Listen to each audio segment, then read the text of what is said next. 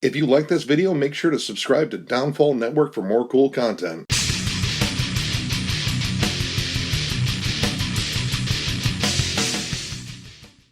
What's up, everyone? Thralls Metal here. Once again, I am Necrotic Nick. And I am Jammin John. And we have an album review for you. And it's Jammin John's birthday!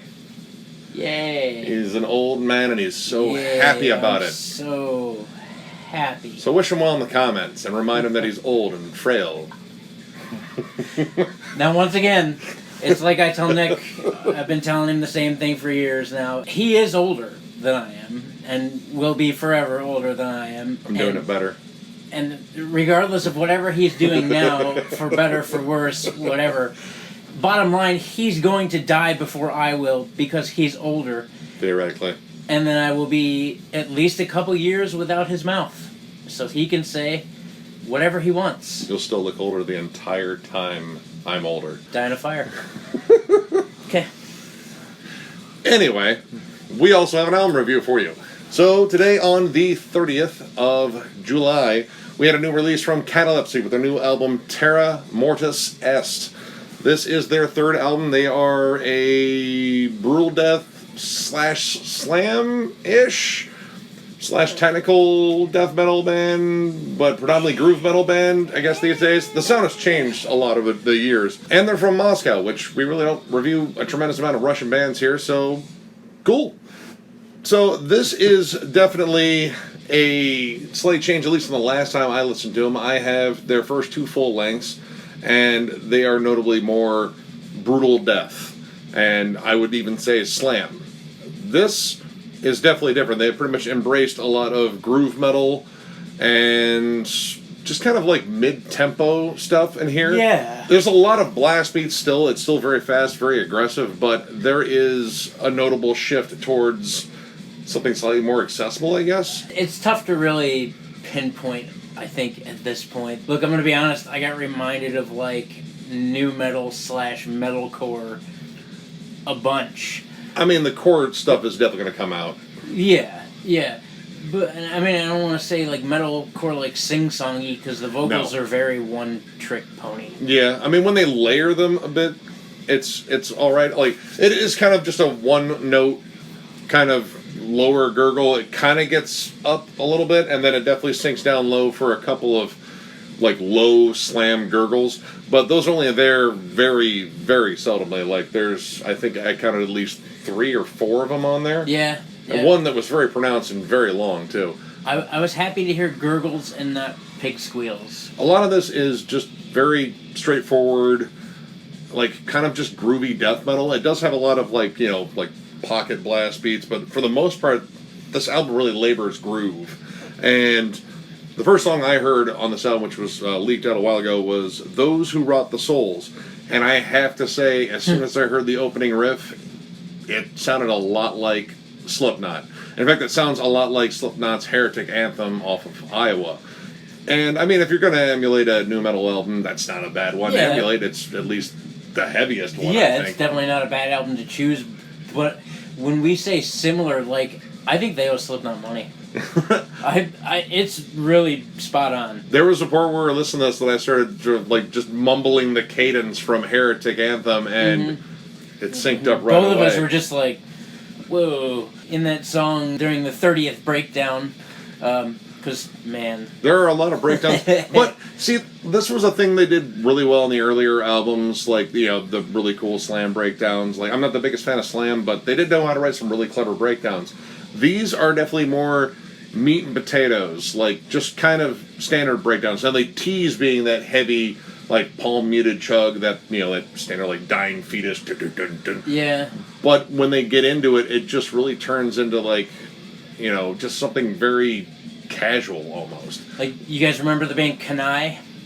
They were only around for, what, 1 album? 2. And they were very straightforward like that. Just kind of had that, like, almost All That Remains kind of feel, like heavier. During the Fall of Ideals, but heavier and not as melodic and not nearly mixed as well. But like that. Now, the mix is also kind of an issue here, too. It seems the drums and the vocals are very far out front, and often the guitars can get lost. Like, there's actually points in the album where the bass is actually louder than the rhythm guitar. Yeah. It's noticeably different where the rhythm guitar almost drop out all the way. Like, I know we had to go back at one point and listen and be like, hold on a minute, that didn't sound right. Overall, the elements like to overpower each other, but they do it sporadically. Yeah. Like, different tracks are overpowered by different things. And I have to say, the lead tone, not only is it very, very squealy and dirty, which I guess could lend itself to death metal in this, but the production on here just seems to be going for more of a, like, polished sound, or at least still kind of gritty, but very well tuned. This just sounds really grating, actually, to be honest. Sometimes the lead channel is just super loud and will drown out everything. Like, if there is a cool riff behind that, you're not going to hear it because the lead tone is just so damn loud. And the leads are particularly interesting. And that it was kind of an issue here. Like, towards the end, I think there were some really cool leads in here that actually really lend themselves to the song. But a lot of times, it's just a series of squealy effects and such, and they don't really do much for the song in general. Like, if you would have taken this vocalist away and put in a clean vocalist, made it like Periphery style vocals, I just picture the band jumping up and down in synchronization on stage, maybe some spin kicks, maybe an Affliction shirt, maybe some Red Bull, some Minor Felonies. But a lot of this really seems to follow a routine or a formula. The God of the Grave, pretty much by this point in the album, this is the 4th track in, you've realized there are a lot of these songs follow a pretty much blast beat, groove section, breakdown, and then kind of repeat those and sort of organize them differently. There really isn't much in the way of atmosphere or melody for a while. Like, in terms of like a real discernible melody, those don't pop up until later in the album.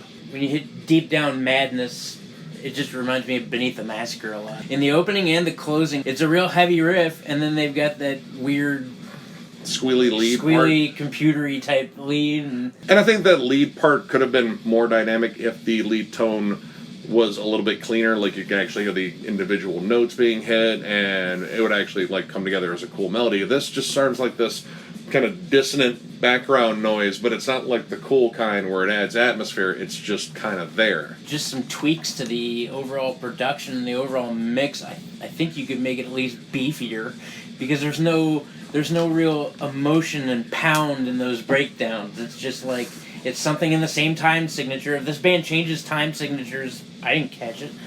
Like, and it's billed as technical on Encyclopedia Metallum or Metallum, however you want to say it.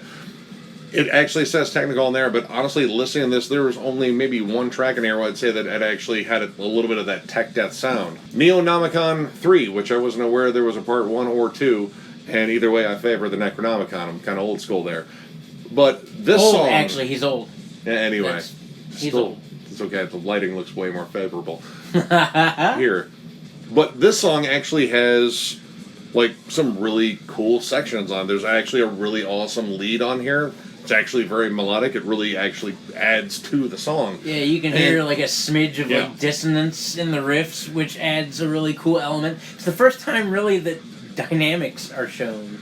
Slower parts in here. This is one of the ones that had the bass really up in the mix, but it actually kind of works here. It just gives it this heavy, sludgy feel on these notably slower parts, and then moves into the blast beats. But this has like some really cool palm muted chugs.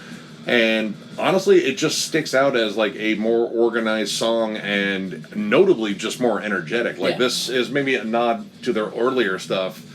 And I think this is where they are playing at their strongest. But even so, like the last couple tracks, because there's only one more track after that, the last 2 tracks even sound like they're mixed a little bit differently. Like it's closer to where they wanted to be an overall sound of the album. Yeah.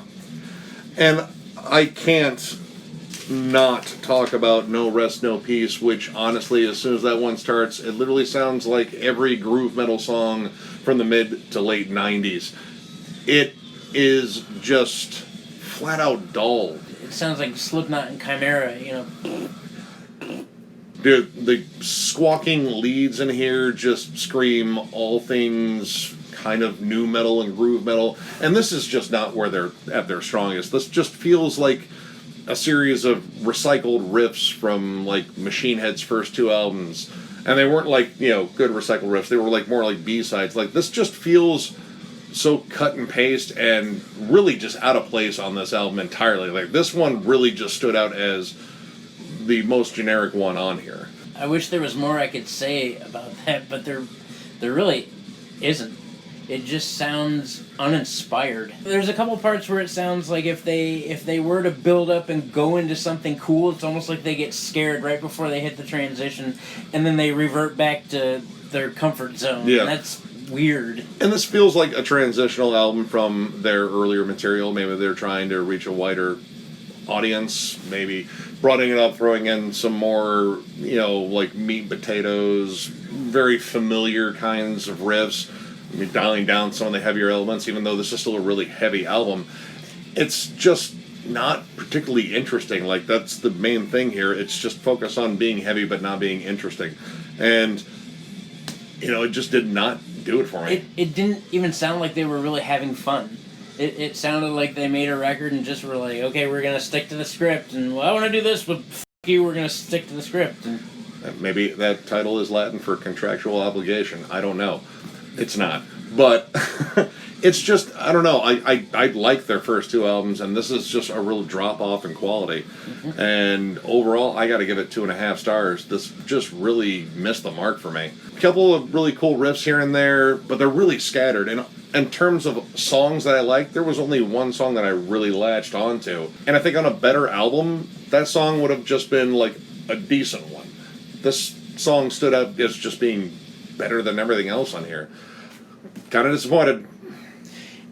If it were not for that Savior song, the Neonomicon, if it were not for that, I probably would have given this 2 stars. I'm going to give it 2.5 based on the fact that that song was kind of like a light in the dark at this point, and it was so late in the record, and yeah, it's like I said, there's nothing. I just sniffed out generic the entire time. It just kept popping into my head like, well, this is, yeah, it's heavy, but a lot of things are heavy. A lot of things are heavy, and if you're going to be heavy just for the sake of being heavy, at least spice it up a little bit. But I mean, it didn't really do that. Like I said, it didn't change time signatures. The leads were meh.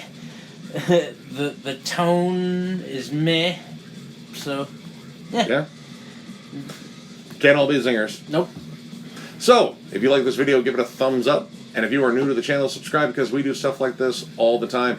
And we're on Instagram. Mm-hmm. And we're on Instagram. And if you go to our Instagram and notice a picture hasn't been posted in a while, it's because the guy that runs the Instagram is lazy or something. Older. Anyway, if you are an underground band or an unsigned band, or you want to just give yourself a little bit of a push and you want some more people to hear about you, I know that a lot of the people that watch our channel really enjoy that segment and get a chance to check out new bands. And hey man, I'm just here to help, because good jams are good. Very original, I know. Super original. I'm really like for everything. For older. So with that, thank you guys very much for watching, and we will catch you later.